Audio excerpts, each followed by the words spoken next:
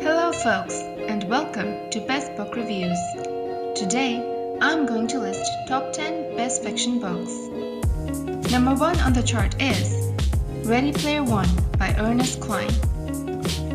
Ernest Cline's Ready Player One is a book filled with references to video games, virtual reality, 80s pop culture trivia, Greek heroes like Ikari Gygax, and funny-sounding cult items like Frobo and Raka 2. Yet it works for people who like books without pictures too.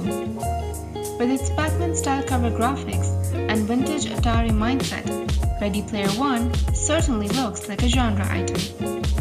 But Cline is able to incorporate his favorite toys and games into a perfectly accessible narrative. He sets it in 2044. Number 2. Crazy Rich Asians by Kevin Kwan. Crazy Rich Asians is the outrageously funny debut novel about 3 super-rich, pedigreed Chinese families and the gossip, backbiting, and scheming that occurs when the heir to one of the most massive fortunes in Asia brings home his American-born Chinese girlfriend to the wedding of the season.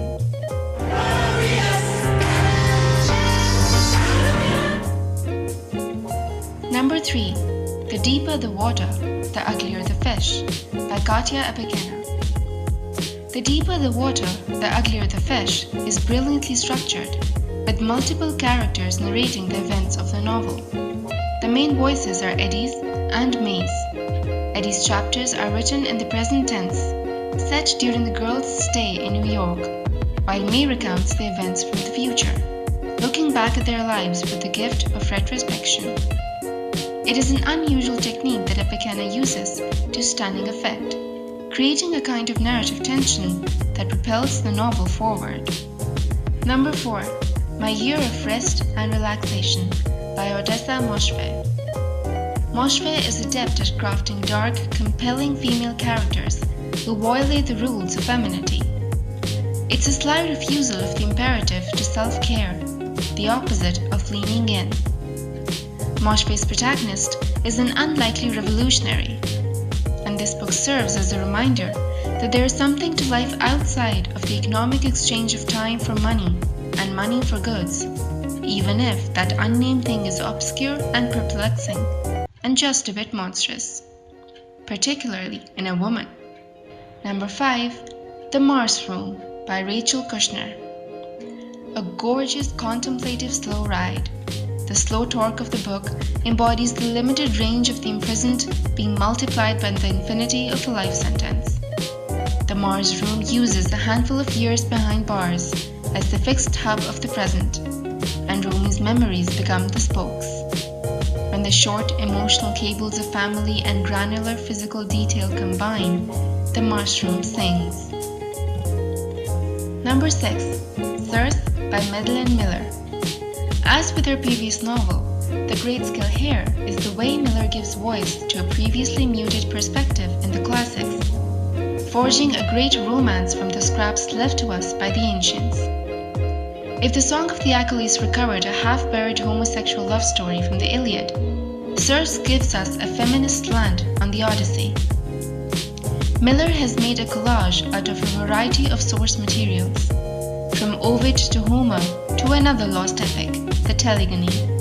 But the guiding instinct here is to represent the classics from the perspective of the women involved in them, and to do so in a way that makes these age-old texts thrum with contemporary relevance. The Outsider by Stephen King is at number 7. Monsters of one kind or another are what the man does best, and The Outsider delivers a good one. This expansiveness allows King to highlight the idea that whether we're talking about Mexico or Maine, Oklahoma or Texas, people the world over tell certain stories for reasons that feel much the same. To understand the mysteries of our universe, the improbable and inexplicable. Here's to the strange and to Stephen King, still inspiring. Number 8.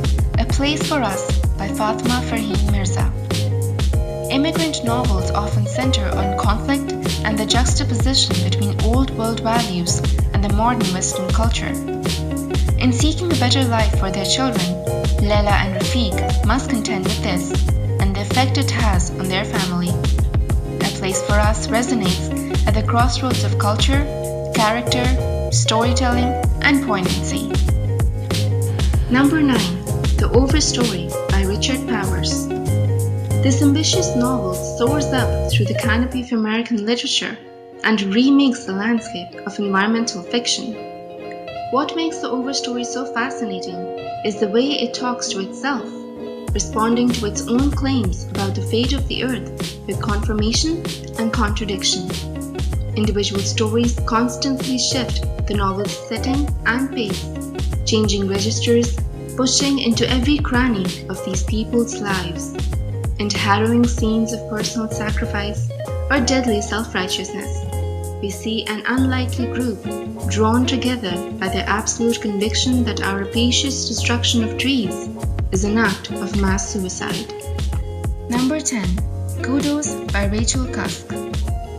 With the Fate Triad, Cusk has created, if not an obliterated narrator, then the entrancing illusion of one. Yet Kudos bristles with pitiless, one might say negative, description that invites the question of whether cruelty and honesty are the same thing.